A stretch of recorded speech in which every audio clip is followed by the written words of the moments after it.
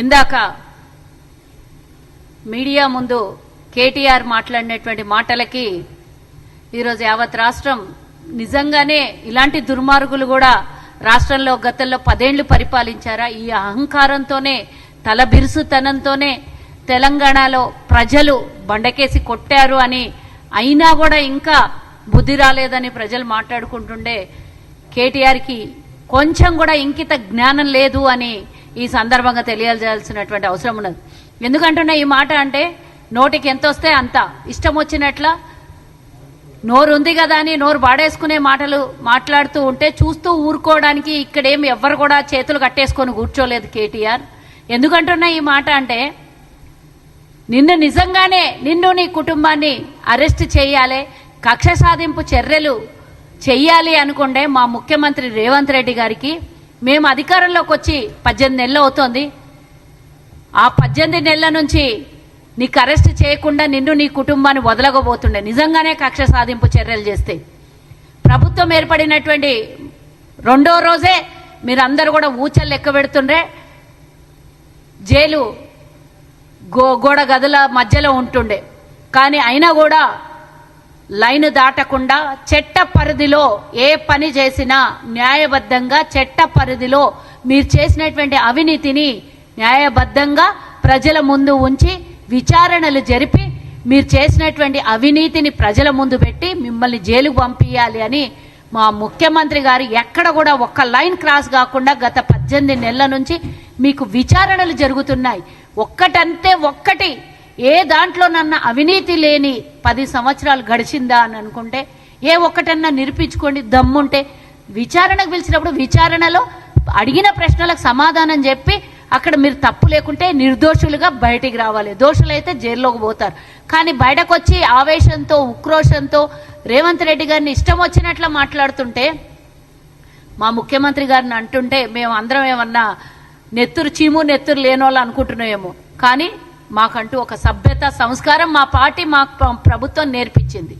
మేము నిజంగానే నీలాగా మాట్లాడాలి అని అనుకుంటే బయట బజార్లో తిరగవు బిడ్డ నువ్వు కేటీఆర్. నువ్వు కానీ నీ కుటుంబం కానీ మా కార్యకర్తలు దలుచుకుంటే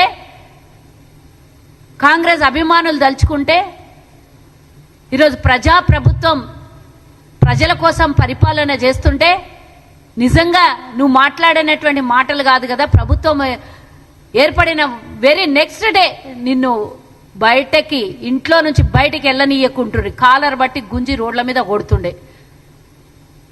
ఒక్కళ్ళు కూడా మేము కనుక నువ్వు మాట్లాడినట్ల బూతులు మాట్లాడాలి అని అంటే 5 నిమిషాలు కాదు 5 సెకండ్లు కాదు, మేము తిట్టడం మొదలు పెడితే మీ చెవులలో నుంచి రక్తాలు గారుతాయి బిడ్డ, గుర్తుంచుకో. కానీ చేసినటువంటి అంత అవినీతి చేసిందే చేసి ఈరోజు ఏదో శుద్ధ పూసల్లాగా మాట్లాడుకుంటా ఒక్కటే రెండా ఇదే గోదావరి ప్రాజెక్టు కానీ ఇదే కృష్ణా జలాలు కానీ ఇదే రాష్ట్రంలో పారుతున్నటువంటి ఏ నదుల మీదనన్నా కాంగ్రెస్ కట్టినటువంటి ప్రాజెక్టులు నాగార్జున సాగర్ చూసుకో, శ్రీశైలం చూసుకో, ఇంకా ఇతరత్ర ఏ బ్యారేజ్ అయినా సరే ఏ డ్యామ్ అయినా సరే కాంగ్రెస్ కట్టింది. 70 ఏళ్ళైనా కూడా ఇంత కూడా చెక్కు చెదరకుండా అట్లనే ఉంటుంది. మేము 70 ఏళ్ళు కడితే ఇంతవరకు ఒక్క బీడు బారదు, వేసిన సున్నం జరగదు. కానీ మీరు కట్టిన 3 ఏళ్లకే 1,00,000 కోట్లు పెట్టి కడితే 3 ఏళ్లకే కుప్ప కూలిపోతుంది. ఇది అబద్ధమా? ఎన్నికలకు ముందే జరిగినటువంటి విషయం కదా కాళేశ్వరం కథ. కాళేశ్వరం కుప్ప కూలిపోయింది, అందరికీ తెలిసినటువంటి విషయమే. దీనికి విచారణకు ఆదేశిస్తే ఈరోజు 18 నెలల నుంచి ఒక రిటైర్డ్ జడ్జి అధికారంలో ఈరోజు విచారణకు వరకు ఒక కమిటీ వేసి ఆ కమిటీ ద్వారా విచారణ జరిగి పూర్తిగా చట్టపరంగా ఏం చేయాలో వాళ్ళ పని చేస్తున్నారు, విచారణ చేయబడుతున్నారు. కట్టడంలో ఎంత నాణ్యత ఉంది, కట్టడంలో ఎంత లోపం ఉంది, ఇంజనీర్లు ఇచ్చినటువంటి సలహాలు ఏంది, వీళ్ళు పాటించిన సలహాలు ఏంది అని పూర్తిగా అన్ని విధాల విచారణ చేసి అన్ని ఒక్కతాటి మీదకి తీసుకొని వచ్చి మిమ్మల్ని ఈరోజు చట్టం ముందు ఉంచి విచారణ చేయబడుతోంది. దానికి మీరు భయపడి రంకెలెందుకు వేస్తున్నారు అని అడుగుతున్నాను నేను. ఓదికు నీ బిడ్డనేమో ఇడ ధర్నా చౌక్ దగ్గర ధర్నా పెట్టి మా నాయన ఒంటి మీద ఈగ వాళ్ళని ఇయ్యను అంటది. నువ్వేమో రేవంత్ రెడ్డి గారికి ఇష్టం వచ్చినట్ల నోటికొచ్చిన కూతలు కూస్తావు. కానీ తప్పు చేసేటప్పుడు సిగ్గు లేదా? తప్పు చేసిన తెలంగాణ ప్రజలు 4 కోట్ల మంది ప్రజలు 8 లక్షల కోట్లు ఈరోజు మింగేసి అప్లపాలు చేసినప్పుడు సిగ్గుశరం లేదా? ఏ రోజో ఒక రోజు తిన్నదంతా కక్కాలని తెలివి లేదా? నువ్వు ఈరోజు మాట్లాడుతున్నావు జైలుకు పంపిస్తారో జైలుకు పోతారో అనే భయంతో మాట్లాడుతున్నావు. కానీ రేవంత్ రెడ్డి గారు ఏ తప్పు చేయకుండా కేవలం ఒక డ్రోన్ నీ ఫామ్ హౌస్ మీద డ్రోన్ ఎగరేస్తేనే 14 రోజులు రేవంత్ రెడ్డి గారిని జైల్లో పెట్టి ఇబ్బందులు పెట్టిన రోజులు మర్చిపోయినావా బిడ్డ నువ్వు?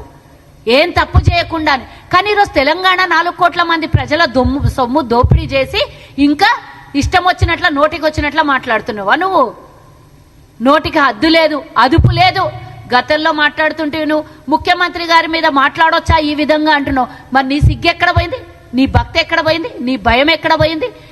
నీకంటూ ఒకటి వేరేకంటూ ఒకటి చట్టము కానీ రాజ్యాంగం కానీ మీ నాయనకు తిడితే వచ్చింది. మరి రేవంత్ రెడ్డి గారు కూడా ముఖ్యమంత్రే కదా, వయసులో ఎంతటి వారైనా ఆ కుర్చీకి గౌరవించాలి కదా. మరి నువ్వెందుకు గౌరవిస్తలేవు? ఎందుకు తిడుతున్నావు నోటికి వచ్చినట్లా? నువ్వు ఒక్క శాఖ తీసుకో. ఈ రోజుకి మీరు చేపట్టినటువంటి ఒక్క ప్రభుత్వం 2014లో మీ ప్రభుత్వం చేపట్టిన తర్వాత 2023 నవంబర్ 30 తారీఖు వరకు మీరు చేసినటువంటి దోపిడీ ఇంత అంతనా? ఏ శాఖ తీసుకున్నా ఎక్కడన్నా దోపిడీ లేకుండా ఉందా? ఎక్కడన్నా అప్పుల పాలు కాకుండా ఉందా? విద్యుత్ శాఖ తీసుకుంటే దోపిడీనే, సివిల్ శాఖ తీసుకుంటే దోపిడీనే, ధరణి తీసుకుంటే దోపిడీనే.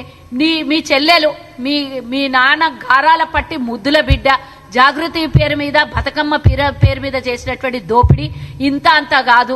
కాళేశ్వరం దోపిడీనే. ఒక్క దోపిడీ లేనటువంటిది ఉన్నదా? ఎక్కడన్నా అవినీతి లేనటువంటిది ఉన్నదా? ఎక్కడన్నా ఒక్కటన్నా కార్యక్రమాలు సక్రమంగా చేసిండ్రా? నీ అంతెందుకు సంతోష్ రావు చెట్లు నాడతా అని చెప్పి హరితహారం చెప్పి చేసినటువంటి 1000 కోట్ల రూపాయల దోపిడీ తెలియదా? ఏ ఒక్క దాంట్లోనన్నా మీరు దోచుకుంది, మీరు స్కాములు చెయ్యంది ఉన్నదా? ఏ దాంట్లోనన్నా అప్పుల పాలు చెయ్యంది ఉన్నదా?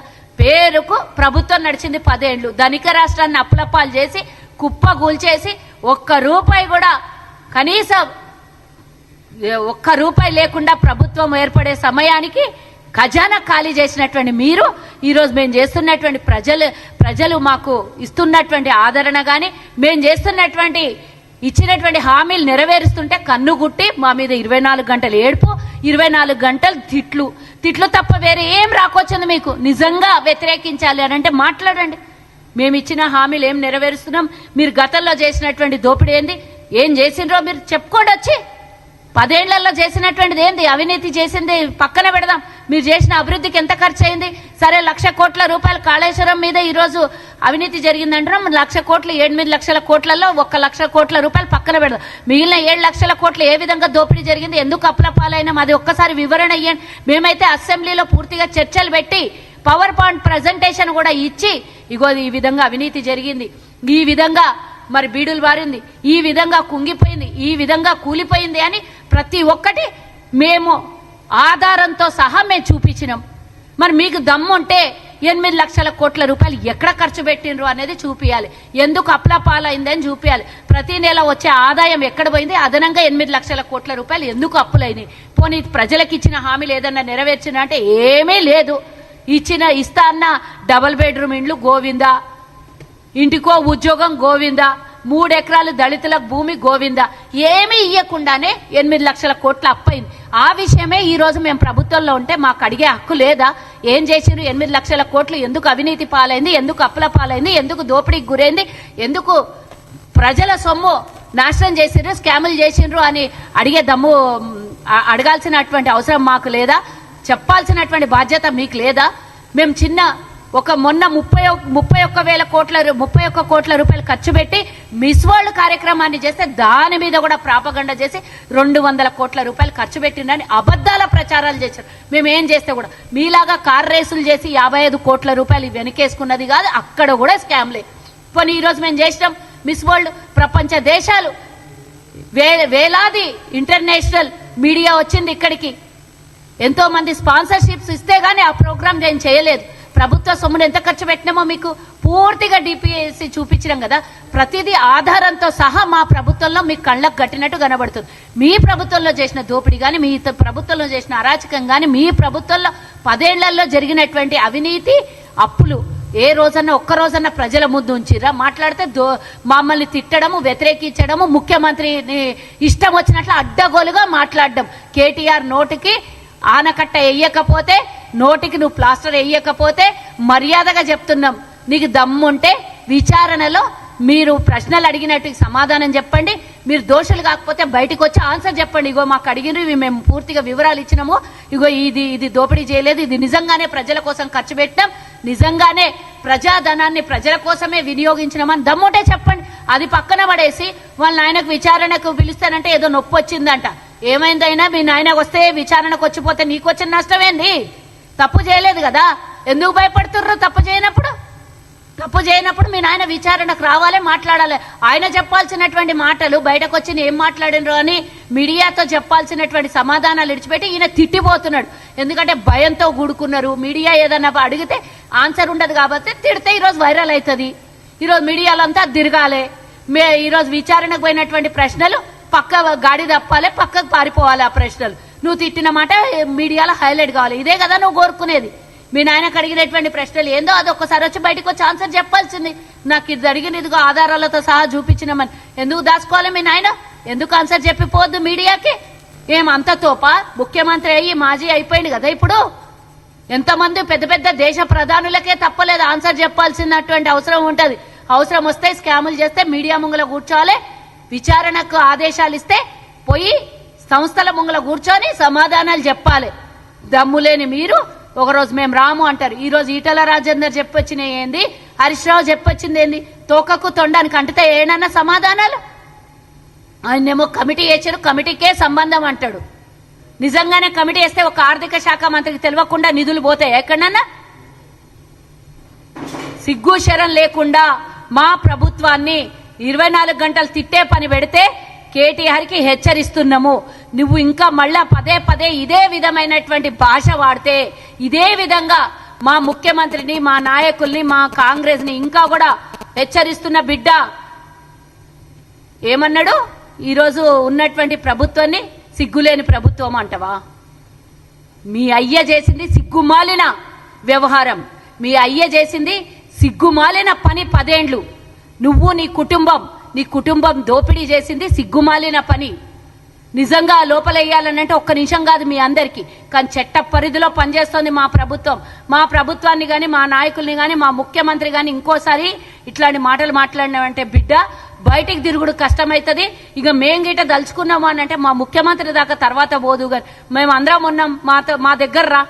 మా దగ్గర అయిన తర్వాత నెక్స్ట్ లెవెల్ మా ముఖ్యమంత్రితో మాట్లాడదు. కానీ నువ్వు సాల్ మస్త్ అయింది, ఇక బంద్ చేయి నోరు. బంద్ చేయకపోతే నోటికి వాతలు పెట్టి పెదులకు కుట్లేస్తారు.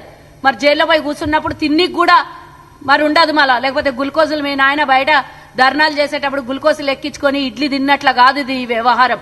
జైల్లోకి పోతే ఏం జరుగుతుందో నువ్వు తెలుసు కదా. అన్ని పొయ్యి చూడు, ఒకసారి రుచి చూడు ఎట్లుంటుందో. పర్మనెంట్ గా పంపిస్తారు ఈసారి జైలుకు పోతే. పూర్తిగా విచారణలు, పూర్తిగా నీ నేర ఆరోపణలు బయటకు వచ్చిన తర్వాత పర్మనెంట్ గా శ్రీకృష్ణ జన్మస్థానం మీ కుటుంబానికి తప్పదని గుర్తుంచుకో బిడ్డ. విదేశాల్లో ఉన్నత విద్యను చదువుకోవాలని అనుకుంటున్నారా? అయితే వెంటనే ఫ్లైగ్రాడ్ ఓవర్సీస్ ఎడ్యుకేషన్ కన్సల్టెన్సీని సంప్రదించండి. మీ విదేశీ కలలను సాకారం చేసుకోండి. ఫ్లైగ్రాడ్